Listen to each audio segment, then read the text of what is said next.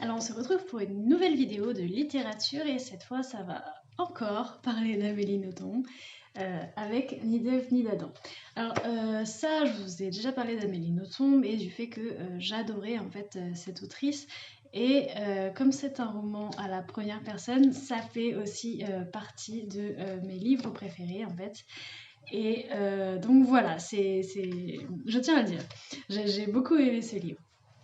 Avant de commencer sur le livre en lui-même, étant donné que maintenant j'ai un peu d'expérience en fait de lectrice d'Amélie Nothomb, j'ai commencé à faire un jeu avec moi-même, à savoir que je trouve que dans le livre d'Amélie Nothomb, il y a des thèmes qui reviennent souvent, et il y a aussi des choses que j'ai remarquées, alors c'est peut-être le hasard, je ne sais pas, mais en tout cas, avec le titre de tous ces livres, etc., après en avoir lu quelques-uns, j'ai remarqué des petites singularité, notamment le fait que généralement les titres de ces livres à venir ou antérieurs se trouvent dans le texte d'autres ouvrages en fait. Donc par exemple, vous avez un livre d'Amélie Nothomb qui s'appelle Péplum, et dans celui-là il y a le mot péplum. Vous avez un livre qui s'appelle Métaphysique des tubes, vous avez Métaphysique, enfin c'est vraiment rigolo, enfin, je sais pas si c'est le hasard ou quoi, mais en tout cas je trouve ça vraiment drôle. Donc j'ai une sorte de petite liste où je check, je fais ah check, par exemple genre la mention du Christ. La mention du Christ, ça fait partie de ma liste. Donc, dès que je le vois, je check ma liste. Enfin, ma liste mentale. J'ai pas fait une liste papier, mais voilà. Donc, je check ça. Par exemple, les relations amoureuses particulières ou ce genre de choses. Et c'est vraiment quelque chose, à chaque fois que je lis un livre, je suis à la recherche de ce qui compose ma petite checklist. Donc voilà, ça c'était en préambule. Ensuite, pour passer au livre en lui-même, en gros, c'est autobiographique et on y suit l'histoire d'Amélie qui va au Japon. Donc en fait ce livre-là, il est après Métaphysique des tubes, il est après Sabotage amoureux et il est avant Stupeur et tremblement. C'est-à-dire que là, Amélie vient de retourner au Japon, elle apprend le japonais, elle enseigne le français et elle n'a pas encore été embauchée dans l'entreprise japonaise qui va faire l'objet de tout le livre Stupeur et tremblement. Donc voilà, en fait c'est une histoire d'amour un peu particulière, hein, entre Amélie et son élève japonais, donc parce qu'ils ont vraiment une différence d'âge minime, mais voilà, elle apprend le japonais, lui il apprend le français, par l'intermédiaire des cours de français, ils vont finir par se mettre ensemble, et on va avoir le plaisir de noter énormément de différences culturelles entre eux, entre lui et elle, entre les amis du japonais et elle, entre la famille du japonais et elle, donc c'est assez marrant, franchement je trouve ça, j'ai vraiment adoré lire ce livre, enfin, je l'ai lu un peu plus de temps parce que je le lisais que sur le midi, mais voilà, ça se lit très bien, ça fait 180 pages environ, et c'est écrit assez gros, hein, comme vous pouvez le voir, et ça se lit très très bien. Donc les thèmes abordés dans ce livre, alors il y en a des très drôles et il y en a des très tristes. Enfin, moi j'ai un passage, j'étais mais waouh, trop dur quoi. Et on va commencer par ça tout de suite, c'est sur la notion de qu'est-ce qu'être japonais ou japonaise. Bon, en l'occurrence c'est japonais. Et par exemple, dans Stupeur et tremblement, elle parlait de la femme japonaise. Et d'ailleurs, elle parlait aussi de l'homme japonais, mais l'accent était plus mis sur la femme japonaise pour dire ô combien c'était dur. Et d'ailleurs, bon, il y a eu des sanctions venant du Japon par rapport à son récit, parce que bon, ce qu'elle dit, c'est quand même assez dur sur la société japonaise. Et là, dans celui-là aussi. Alors, je vais vous lire... Tac, tac, c'est là. C'est un passage un petit peu long, mais je le trouve vraiment intéressant. Alors, donc c'est son petit ami japonais qui parle. Hein. À 5 ans, comme les autres enfants, j'ai passé les tests pour entrer dans l'une des meilleures écoles primaires. Si j'avais réussi, j'aurais pu, un jour, aller dans l'une des meilleures universités. À 5 ans, je le savais, mais je n'ai pas réussi. Je m'aperçus qu'il tremblait. Mes parents n'ont rien dit, ils étaient déçus. Mon père, à 5 ans, avait réussi, lui. J'ai attendu la nuit et j'ai pleuré. Donc, la narration. Il éclata en sanglots. Je pris dans mes bras son corps tout contracté de souffrance. On m'avait parlé de ces horribles sélections nippones, imposées 1000 fois trop tôt à des enfants, conscients de l'importance de l'enjeu. Donc là, c'est lui qui reparle. À 5 ans, j'ai su que je n'étais pas assez intelligent. Et genre, je trouve ça terrible parce qu'à 5 ans, Enfin, vous voyez, vous avez vraiment d'autres activités, d'autres centres d'intérêt. Et là, c'est vraiment un concours enfin, c'est un examen à 5 ans qui, en fait, conditionne absolument tout le reste de votre vie. Parce que vous n'avez pas eu cet examen à 5 ans, vous ne pourrez pas aller dans une énorme université. Alors, il faut quand même mettre un petit bémol, à savoir que ce livre-là, il parle de la période, enfin, c'est dans les années 1989. Donc le système japonais a quand même un peu évolué avec le temps. Cela dit, ce n'est pas non plus... Enfin, c'est assez connu que les étudiants au Japon ont une charge de travail démentielle, que quand vous voulez aller à l'université, ben, il faut vraiment travailler, travailler, travailler, travailler. C'est très dur, les sélections sont très dures. On regarde tout dans votre dossier et c'est particulièrement compliqué. Et donc, ce que je vais faire, c'est que je vais vous mettre en description des vidéos de Tev ici Japon, parce que justement, il parle de l'école japonaise et de l'uniforme aussi au Japon, donc plus globalement l'uniforme, même l'uniforme dans l'entreprise. Mais je me suis dit que c'était aussi intéressant. Mais en tout cas, lui, il parle aussi de cette sélection compliquée qui a cours au Japon, en fait, pour entrer à l'université. Et je me dis, ce sont des vidéos qui sont un peu plus actuelles. Lui, il habite au Japon, donc ce qu'il dit, c'est intéressant et en plus, c'est documenté. Donc, si ça vous intéresse, ce thème-là, vous pourrez aller voir. Ensuite, comme dans beaucoup de livres d'Amélie Nothomb, il y a le thème de l'importance des mots et de cette incapacité parfois à décrire par des mots ce que l'on ressent. Alors déjà, au bout d'un moment, il y a donc un dialogue et Amélie dit à son copain oui, les Occidentaux, ils adorent Mishima, qui est un auteur japonais. Et en fait, son copain s'étonne et il se dit, mais je comprends pas qu'il puisse l'aimer, en fait, parce que l'écriture de Mishima, c'est de la musique. Et en gros, ce qu'il dit, c'est que c'est une musique en japonais et que le fait de traduire, ça enlève la musicalité au texte, en fait. Donc voilà, ça c'est une illustration du fait que les mots peuvent être importants et la façon dont ils sont agencés dans les phrases pour là donner de la musique et qui n'est pas reproductible en fait par une traduction. Donc il y a aussi des petites nuances, par exemple en japonais, entre le mot koi et le mot ai. Donc en fait, ai c'est amour, c'est l'amour aimé.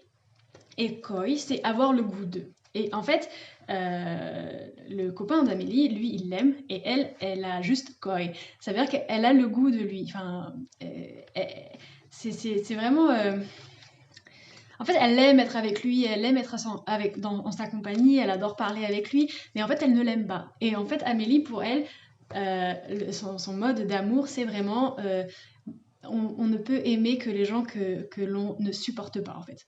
Alors c'est une vision toute à elle, hein, c'est une vision qu'on retrouve beaucoup parce que généralement quand elle tombe amoureuse de quelqu'un, c'est quelqu'un de totalement insupportable, comme c'est le cas dans Sabotage amoureux avec Elena. Et du coup voilà, c'est vraiment cette vision de l'amour et cette différence entre koi et ai. Donc voilà. Et donc pareil, on a un super passage. Au bout d'un moment, en fait, elle fait un voyage et elle se perd dans la tempête. C'est la montagne, enfin, son corps est gelé, etc. Et ce qu'elle dit, en gros, c'est « Je voudrais que les gens soient au courant de ce sublime. Je sais déjà que je ne pourrais pas leur expliquer. » En fait, elle s'est perdue, elle a failli mourir et une fois que elle a surmonté ça, elle s'est mise à courir dans la montagne et elle s'est sentie libérée et en fait les sentiments qu'elle avait à l'intérieur d'elle c'était des sentiments sublimes et elle ne pouvait pas les rapporter. Et donc on a un deuxième passage dans le livre où il est question de ça. Donc elle dit: devant mon bol, je tentais désespérément d'évoquer la forêt de bambous enneigée, la tempête, la nuit chez Yamamba, les heures où j'avais couru perdu dans la montagne, ma rencontre nez à nez avec le mont Fuji. À ce moment, Rinri éclata de rire, parce que j'ouvrais les bras au maximum pour lui montrer les dimensions du volcan. Il y a une impossibilité technique à raconter le sublime. Soit on n'est pas intéressant, soit on est comique. Donc voilà, c'est vraiment ça, c'est cette impossibilité à mettre en mots des expériences qu'on a vécues, des ressentis, parce que c'est tellement intense que la personne en face ne comprend pas et il n'y a pas de mots en fait assez exacts, assez précis pour expliquer ça. Et ça, c'est vraiment quelque chose qu'on retrouve beaucoup chez Amélie Nothomb. Donc, et comme on voit en fait, là où j'ai expliqué avec Koi et Ai, c'est qu'il y a une relation amoureuse vraiment très atypique entre les deux. C'est-à-dire qu'il y a un amour d'un côté et juste le goût de. Alors c'est vraiment de la traduction du mot koi et en français ça donne quelque chose d'un peu bizarre, Mais c'est vraiment, voilà, j'ai le goût de t'avoir avec moi, je trouve ta compagnie intéressante et plaisante, mais je ne t'aime pas. Voilà, c'est ça. Ensuite, il y a un passage qui, personnellement, j'ai adoré ce passage-là, et d'ailleurs je vais le lire, et il est assez long, donc je vous préviens.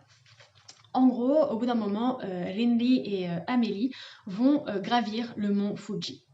Et c'est toute une ascension du mont Fuji. En plus, il y a toute la légende qui dit que pour devenir vraiment japonais, il faut gravir le mont Fuji au moins une fois dans sa vie. Donc c'est quelque chose vraiment c'est comme un voyage initiatique, une quête de sens. Et puis surtout qu'elle, elle a toujours voulu être japonaise. Enfin, c'est vraiment un pays important pour elle. Elle se dit oui, je vais avoir la nationalité nippone, je serai japonaise après cette ascension. Et donc en fait, il y a tout un passage de beau justement de cette chose qui est ressentie mais difficilement explicable par des mots. Et je l'ai trouvé très bien formulé dans le livre. Donc je vais lire, ça va être un petit peu long, mais je trouve que c'est vraiment trop bien. Donc, pour une mise en contexte, elle attend en fait les premières lueurs du jour. Rinli, lui, il est parti se coucher parce qu'il est trop fatigué de l'ascension et elle est comme une folle en hyperactivité, elle est trop contente, elle a monté la montagne en très peu de temps, lui il était à la traîne, bon bref voilà, elle est toute seule donc. En les attendant, je m'avisai d'un spectacle incroyable. Dès minuit, des processions lumineuses se mirent à gravir la montagne. Ainsi, il y avait des gens qui avaient le courage de faire l'ascension de nuit, sans doute pour éviter de séjourner trop longtemps dans le froid. En effet, la cérémonie à ne pas manquer, c'était le lever du soleil. Peu importait d'y être à l'avance. Les larmes aux yeux, je regardais ces lentes chenilles dorées qui serpentaient vers le fait. Nul doute qu'elle n'était pas composée d'athlètes, mais de personnes ordinaires. Comment ne pas admirer un tel peuple ?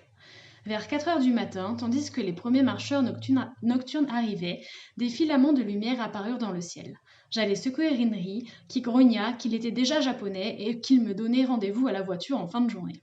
Je pensais que si je méritais d'être nippone, lui méritait d'être belge, et je retournai dehors. Un attroupement se constituait peu à peu face aux prémices du jour. Je me joignis au groupe. Les gens se tenaient debout et guettaient l'astre dans le silence le plus profond. Mon cœur commença à battre très fort, aucun nuage dans le ciel d'été. Derrière nous, l'abîme du volcan mort. Soudain, un fragment rouge apparut à l'horizon. Un frémissement parcourut l'assemblée muette. Ensuite, à une vitesse qui n'excluait pas la majesté, le disque entier sortit du néant et surplomba la plaine. Alors se produisit un phénomène dont le souvenir n'a pas fini de me bouleverser. Des centaines de poitrines réunies là, dont la mienne, s'éleva une clameur. « Banzai !» Ce cri était une litote. 10 000 ans n'auraient pas suffi à exprimer le sentiment d'éternité japonaise suscité par ce spectacle. Nous devions ressembler à un rassemblement d'extrême droite. Pourtant, les braves gens qui étaient là devaient être aussi peu fascistes que vous et moi. En vérité, nous ne participions pas à une idéologie, mais à une mythologie, et sûrement l'une des plus efficaces de la planète. Les yeux emplis de larmes, je contemplais le drapeau nippon perdre peu à peu son rouge pour déverser son or dans l'azur encore blafard. Et en fait, voilà, je trouve que c'est super bien décrit, c'est joli, et... Enfin, pour moi, c'est un des moments forts du livre parce que c'est vraiment émouvant, je trouve. Enfin, moi, la première fois que j'ai lu, j'étais là, genre, waouh. Surtout que, bon, j'ai lu les pages d'avant, donc j'ai vraiment eu toute la montée, l'ascension de la montagne, etc. Donc voilà, ça c'est vraiment un thème qu'on retrouve, le voyage, le fait d'être seule face à la nature. Quand elle part toute seule dans une autre montagne plus tard, elle se retrouve dans une tempête de neige et en fait elle s'assoit au beau milieu de la neige et en fait elle essaye d'étudier la neige, de se dire oui, bah, là je suis au plein milieu de la tempête de neige, c'est le moment d'étudier la tempête, il n'y aura pas d'autre moment, etc. Et c'est vraiment très intéressant. Enfin, ce rapport que l'autrice a avec la nature, avec les éléments, c'est génial. Et après, dans le livre, il y a un autre thème qui revient souvent, c'est le thème de la liberté. Et donc, c'est vraiment des principes assez jolis, je trouve.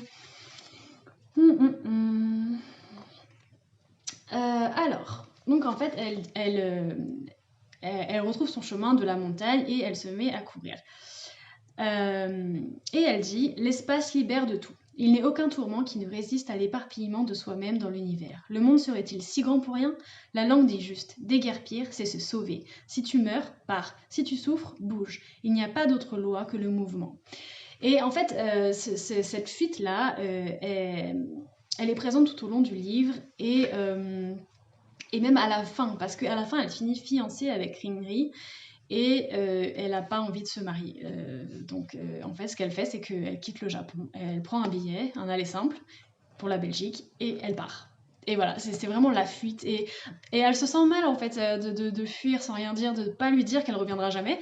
Mais en fait, en même temps qu'elle se sent mal, elle se sent libre, elle se sent vivante, et juste elle part, elle fuit, et voilà. Et ça lui redonne de la vie, en fait, ça lui redonne de l'extase, ça la libère, en fait, de ses chaînes, et elle se sent bien.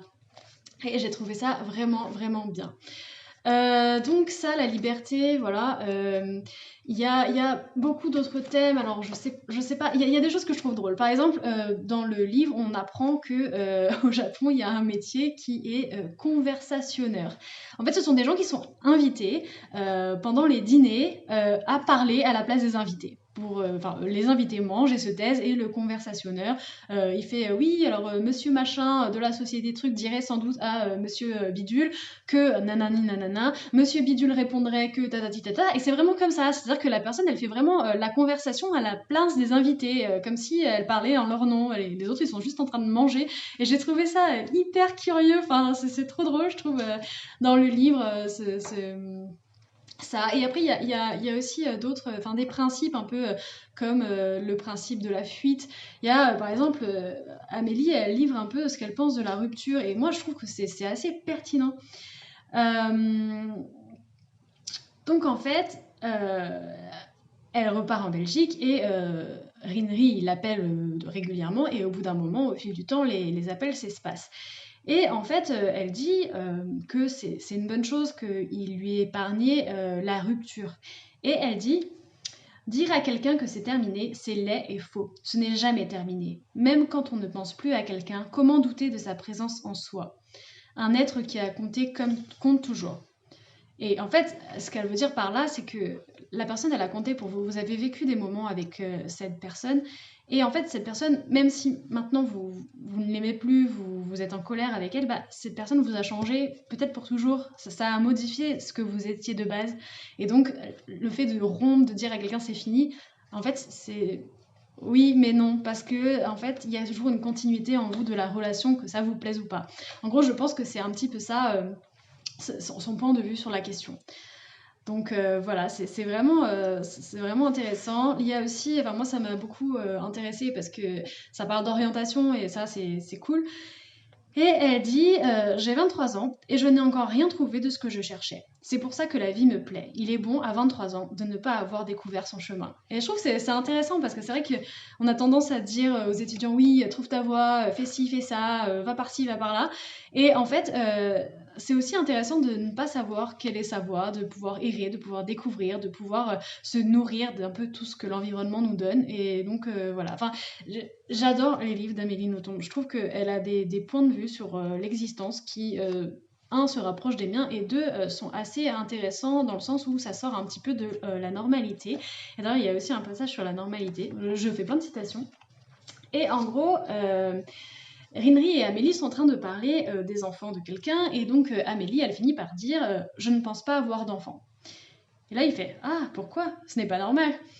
Et là, en fait, elle s'en va et elle fredonne non, les braves, j'en aime pas que l'on suive une autre route que. Et en fait, ça m'a fait rire ce passage, parce que c'est ça, c'est vrai, que ce soit d'ailleurs quand vous dites que vous n'avez pas envie d'enfant, ou que vous dites par exemple ah, moi, j'ai pas envie de passer mon permis de conduire, c'est vrai que vous avez souvent en face des gens qui vous regardent, mais pourquoi en fait? Pourquoi t'as pas envie d'avoir d'enfant? Pourquoi tu veux pas passer ton permis de conduire? Pourquoi ci, pourquoi ça? Et qui remettent un petit peu en cause ce que vous dites, ce que vous avez envie de faire, parce que ça sort de la normalité. Et du coup, j'ai trouvé ce passage vraiment très très drôle.